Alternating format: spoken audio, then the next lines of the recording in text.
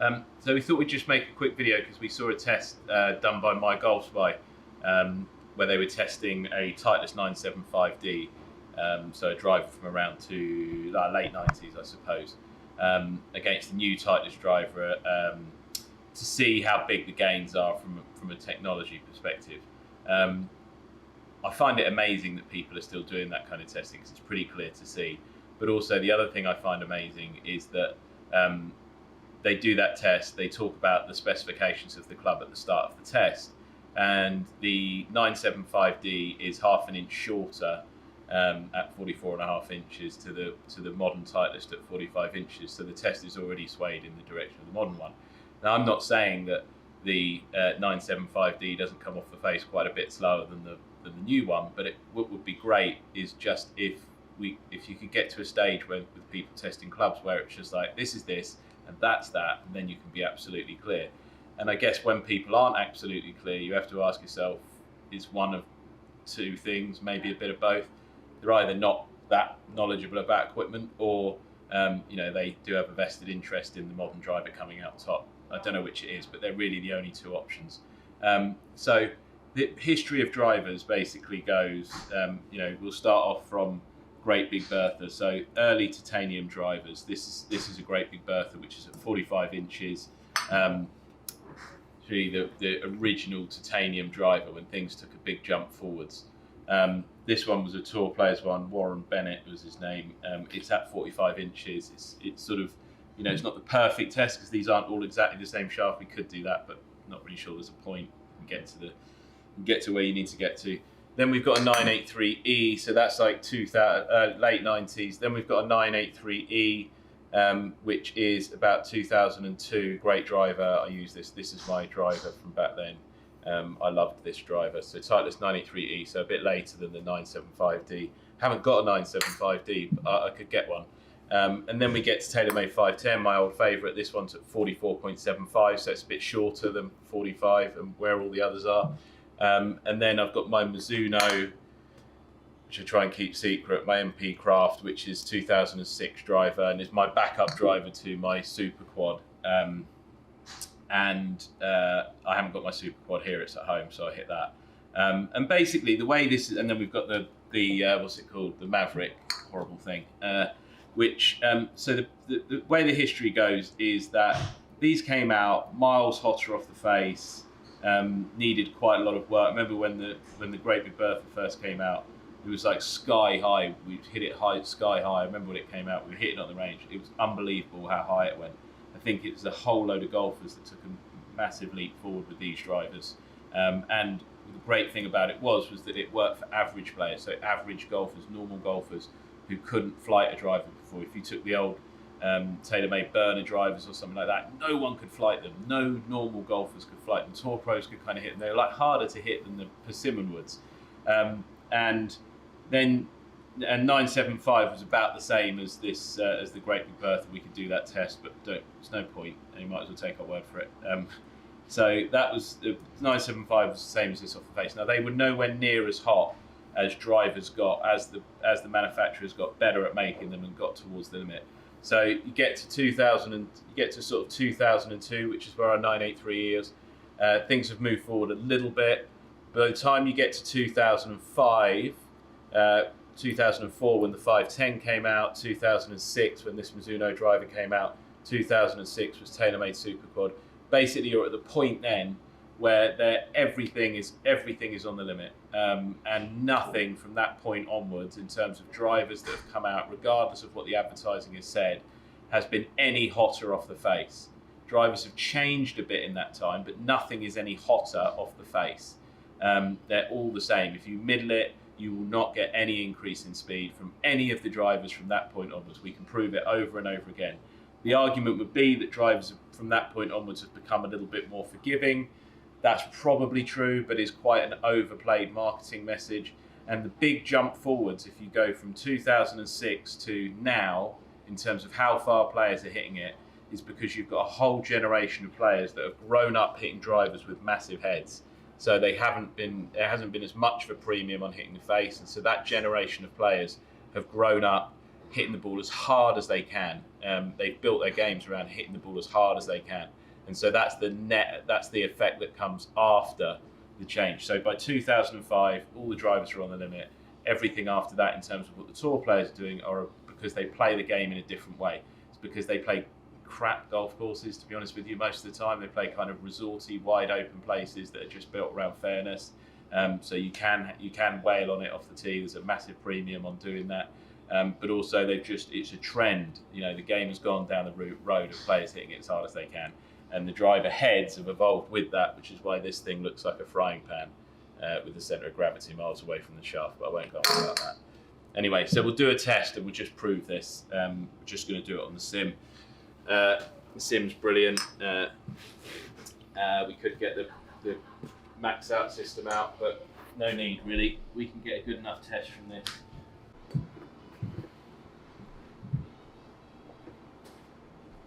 Right, so we'll start with Great Big Bertha. Little caveat: I've got a bit of I don't know what it is, like a tear on my rib, so I can't really get 100% out of it, but I'll probably swing it a bit better when I'm swinging it like this. It'll be a bit lower on ball speed. Let's just try and get a couple of good ones with each club. We can do a bigger test another time. Ow.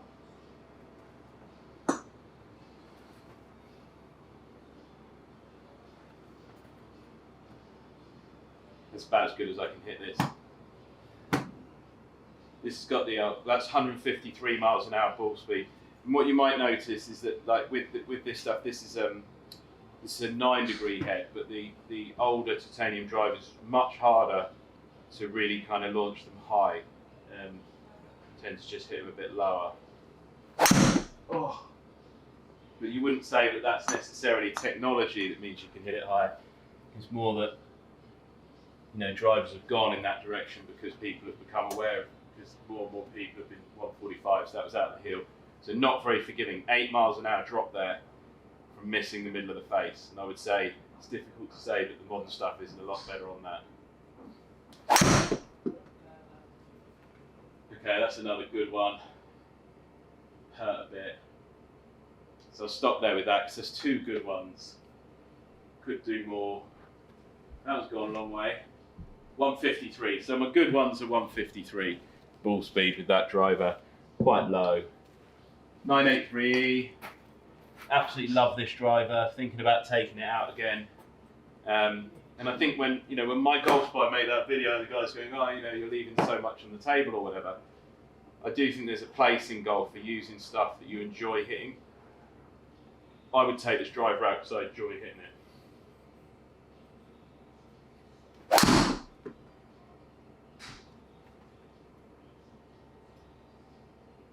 Quite a good one. I'd say that's probably about 154. Ooh, 159.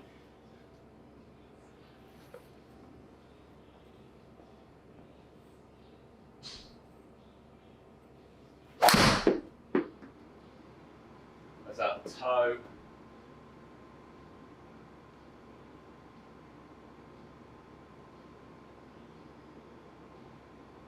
.298, 154. So we had an 8 mile an hour drop with the Great Big Bertha when we hit the neck. I think those drivers, no hozzle, they're particularly bad out the neck. But only a 5 mile an hour drop from towing the sort of 2002 driver.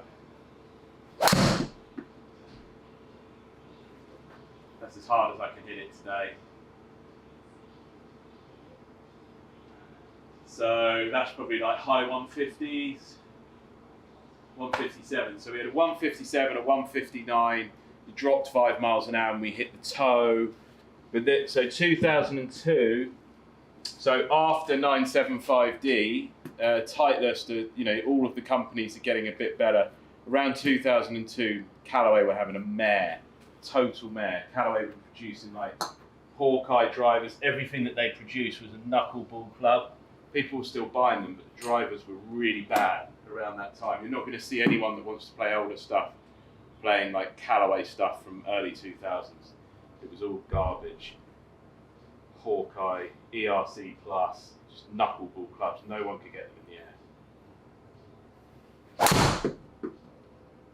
510, love you. So this is 1/4 of an inch shorter than those.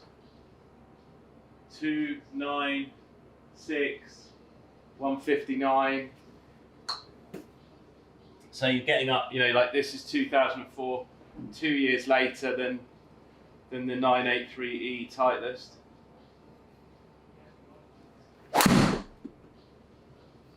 So this one's a bit shorter, so it's 1/4 of an inch shorter, which for me, let's hit the basket. It's in the basket.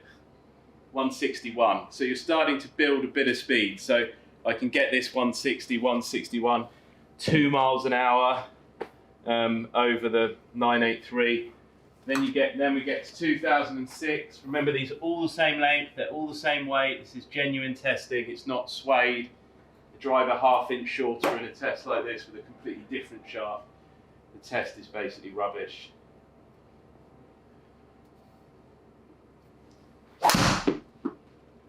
Hook. The moment I try and hit it from the top, my rib kills me when I hook it, so just stop. Need to swing it easy. So that's out the toe, still got 160.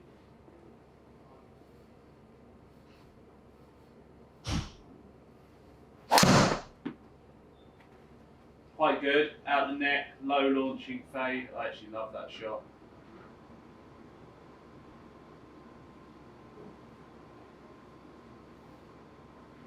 $160. It's probably all I've got today. If I absolutely nutted one, just middled it, nothing to do with speed whatsoever, just nut it, might get a bit more than that. Yikes. That would be 160, high 150s.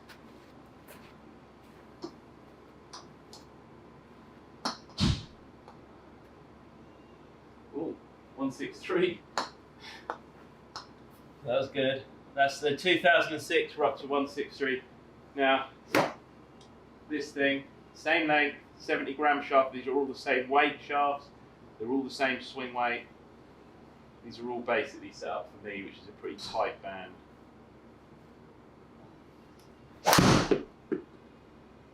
Oh, misread on the sim, it's unfortunate. Leave that in, Charlie, so we're honest. We know our sim's the best, but they do miss the odd shot. Speed would have been accurate. I didn't see what the speed was. It just didn't pick up the spin.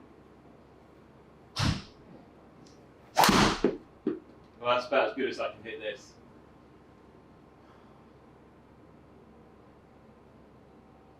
This is big. 160 speed. The distance that it went, so it went over 300 yards.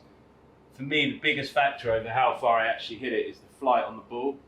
So if I do hit like a big high draw, that's going to run out and go further. But in terms of actual speed, off the face, which is the test, so that's out the neck. So we know what happened when I hit the Great Big Bertha out the neck. The Great Big Bertha is probably one of the worst drivers of all time out of the neck, but we've still got 160. So it's fair to say that you do get an upgrade on the forgiveness. But the idea that the drivers are just every year they're going further is the bit that's wrong, totally wrong. It's a lie. That one's not bad. A little bit out the bottom of the club.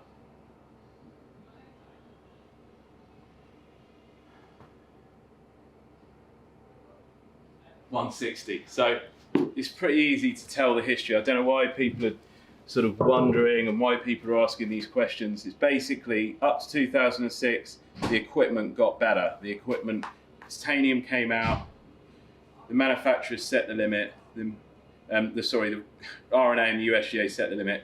The manufacturers got right up to the limit and got good at being on the limit. Everything from about 2005, 2004 onwards, there is no upgrade in the speed when you hit the middle of the face. There's a little upgrade in terms of the forgiveness of the clubs. Certainly quite a big upgrade from Great Big Bertha, but nowhere near as big from 2006 onwards. But where players have started to hit it so much further is this generation of players who are hitting it as hard as they can, playing on golf courses that allow them to hit it as hard as they can, playing a golf ball that doesn't spin anywhere near as much, so again you can hit it harder. And so the premium on hitting the middle of the face is lower. So actually, regulating golf equipment going forwards is really not rocket science. Make the players play drivers make a head size limit for the pros at 400 cc's, changes everything. All of a sudden you have actually got to hit the middle of the face at that. You still haven't got to hit the middle of the face as much as you did with Persimmon or Early Metal Woods, but a lot better than where we are today. And make them play a higher spinning ball, so there's a premium on actually controlling the ball, controlling the flight of the ball, some precision around the strike. It is as easy as that. Players will still be able to hit it miles, but when they do, you know they've nutted it, and you'll know that there was some risk involved in doing it, which isn't the case today.